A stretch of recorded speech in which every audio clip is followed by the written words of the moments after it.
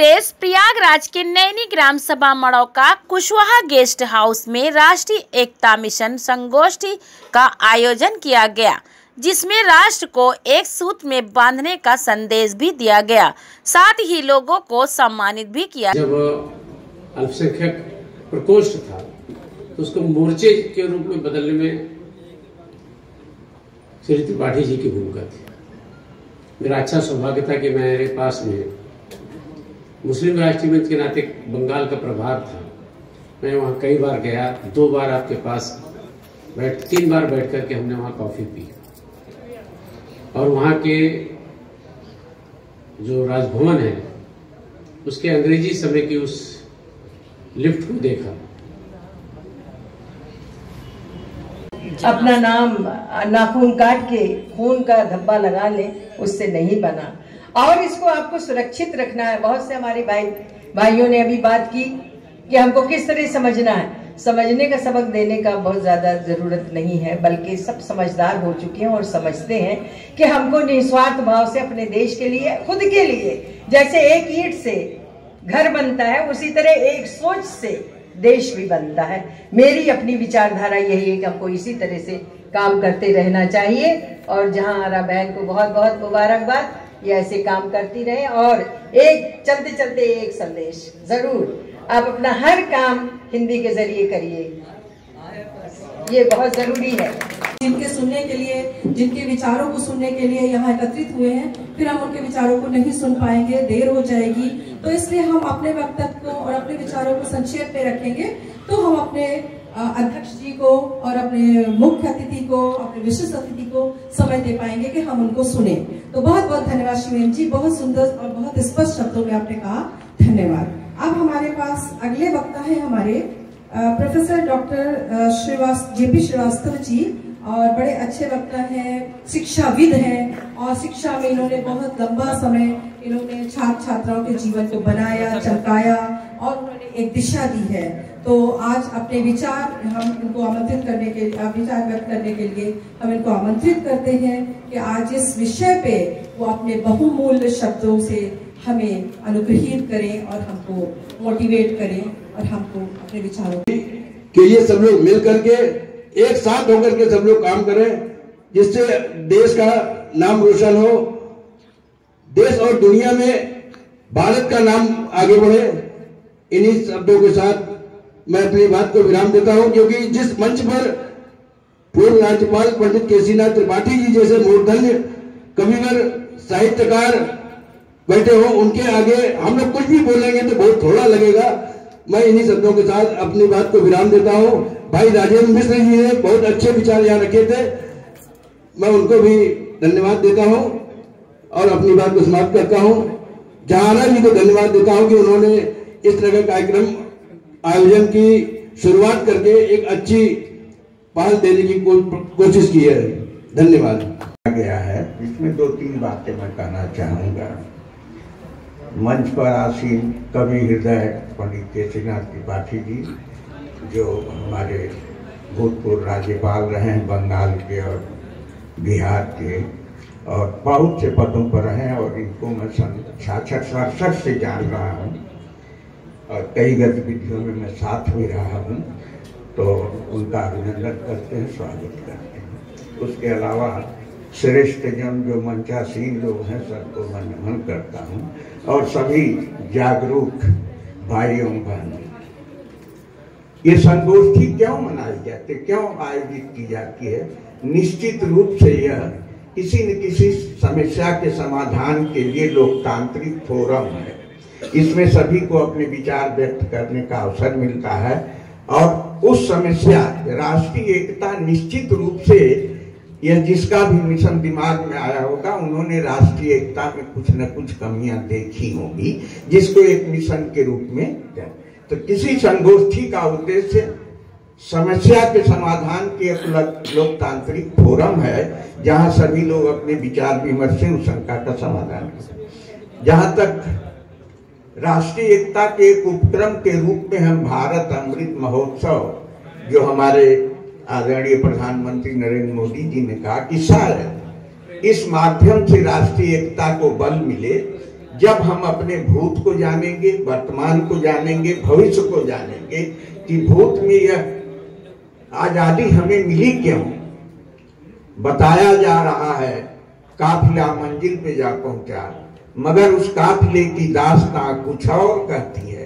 कितने लोगों ने बलिदान दिया होगा, कितने, कुछ लोग शांति के पथ पर चले, सत्य अहिंसा के पथ को चुना, कुछ लोग क्रांति का सब समन्वय सभी को मिला करके अंतोगत्वा हमारा देश स्वतंत्र हुआ और आजाद देश में आज हम सांस ले रहे हैं।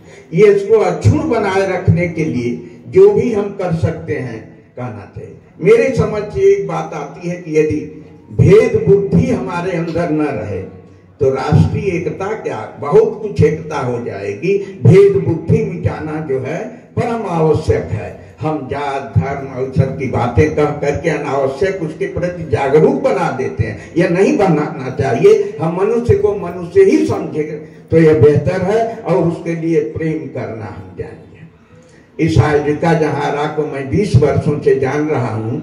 इनके सामाजिक चिंतन, सामाजिक सरोकार के संदर्भ में 4 पंक्तियां कहूंगा जो इनको चरितार्थ करती है कि भगवान मेरा जीवन संसार के लिए हो, यह जिंदगी हो लेकिन उपकार के लिए हो। सुंदर स्वभाव मेरा दुश्मन का मन रिझा ले और वह यह कह दे तुम प्यार के लिए हो। ये मैं समझता हूँ कि इसके बहुत करीब से मैं जहारा को 20 वर्षों से जानता हूँ। एकता के लिए अपने प्राणों को भी निछावर करने से कभी पीछे नहीं होंगे, ये इस चीज का प्रमाण है।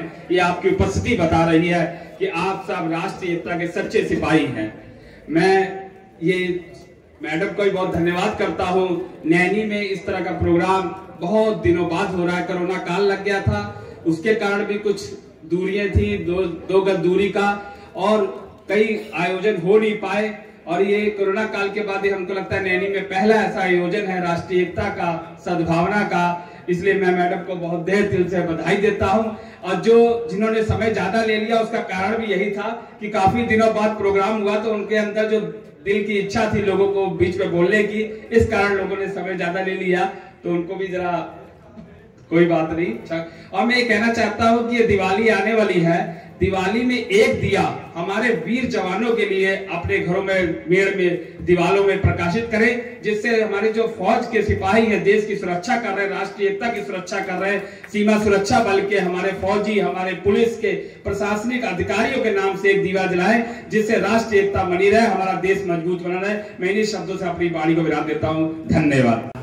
कुशवाहा गेस्ट हाउस के प्रांगण में राष्ट्रीय एकता मिशन के तहत एक कार्यक्रम रखा गया और जिसके आयोजक प्रोफेसर डॉक्टर जहां आरा हैं, मैं उनको बहुत बधाई देता हूं। ऐसे कार्यक्रम का आयोजन होते रहना चाहिए। इसलिए जब राष्ट्र में हमारे एकता बरकरार रहेगी तभी हमारा राष्ट्र जो है विकास करेगा। अगर हमारे राष्ट्र में द्वेष रहेगा एक दूसरे के प्रति तो हमारा राष्ट्र जो है किसी सूरत में विकास नहीं कर सकता। और दूसरी चीज मैं ये कहना चाहता हूँ कि राष्ट्रीय मिशन एकता के तहत ये कार्यक्रम रखा गया है। मैं प्रोफेसर डॉक्टर जहारा से कहता हूँ कि इसी तरह कार्यक्रम रखिए और रखते रहिए। जहाँ हम लोग का सहयोग रहेगा हम लोग अपना सहयोग देते रहेंगे। राष्ट्रीय एकता का मतलब कि द्वेष भावना नहीं होना चाहिए। सबको साथ, सबको समता मूलक समाज का निर्माण होना चाहिए, तभी हमारा राष्ट्र जो है, राष्ट्र का अच्छा निर्माण होगा, तभी हमारा राष्ट्र जो है विश्व गुरु बनेगा। और कुछ तथाकथित जो है कुछ संगठन ऐसे हैं और उनको जो है थोड़ा सा उस पर हम लोगों को नजर रखना पड़ेगा। और अपने यहाँ मोहल्लों में अपने परिवार में सबसे पहली चीज तो अपने परिवार के अंदर अपने बच्चों को सही संस्कार दिया जाए। और जब सही संस्कार देंगे तो आप अपने आप जो है राष्ट्रीय एकता मिशन कामयाब होता रहेगा। ये संस्कार के ऊपर निर्भर होता है।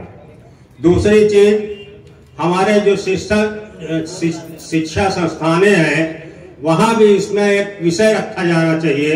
राष्ट्रीय एकता मिशन के बारे में उनको पढ़ाया जाना चाहिए। हमारे देश की राष्ट्रीय एकता, अखंडता बहुत ही जरूरी है।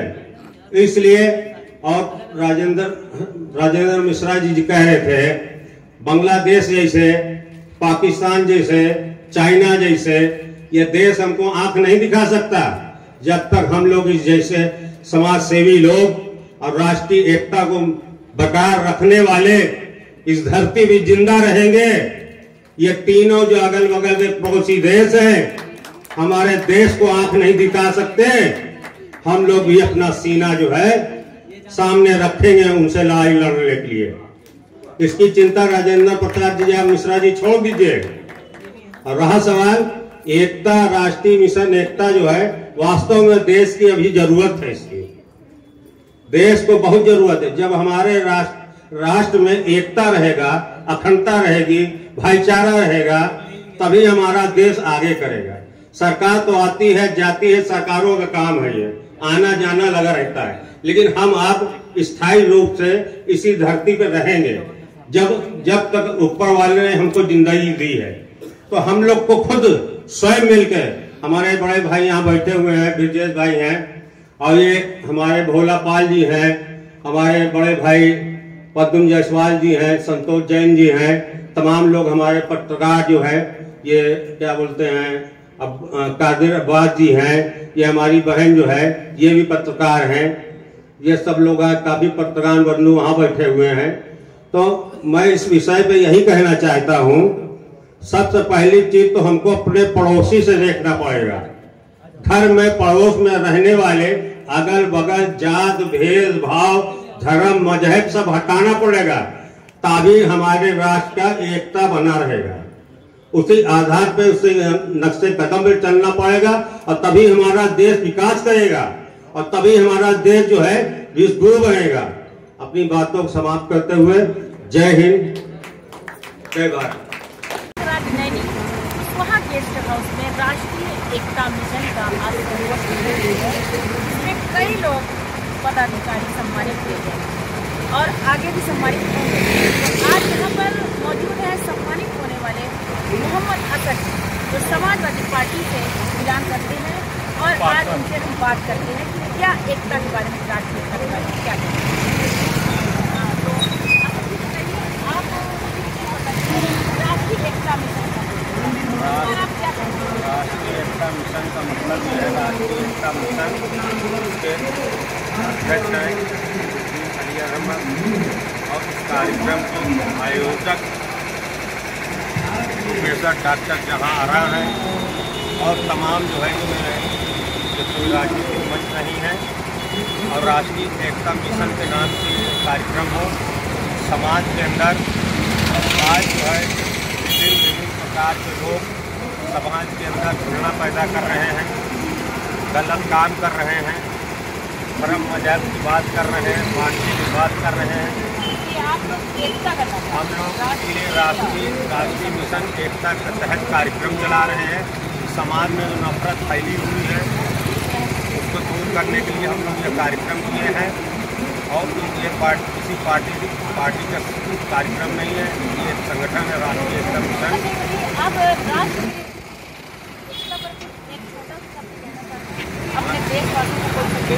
हमारे देशवासियों को यही राष्ट्रीय एकता के तहत एक संदेश ये देना चाहते हैं, आपसी भाईचारा, सौहार्द, एक दूसरे के त्यौहार में एक दूसरे के सुख दुख में जाने आने का काम करिए, भेदभाव नहीं रखिए, ऊंच नीच सब चीज छोड़ के राष्ट्रीय एकता की बात करिए। और जिसमें राष्ट्र में हमारी एकता आएगी, सुख समृद्धि होगी, देश हमारा विकास के रास्ते पर जाएगा। मोहम्मद असद, पूर्व पार्षद एवं समाजवादी युवजन सभा महानगर अध्यक्ष, प्रयागराज।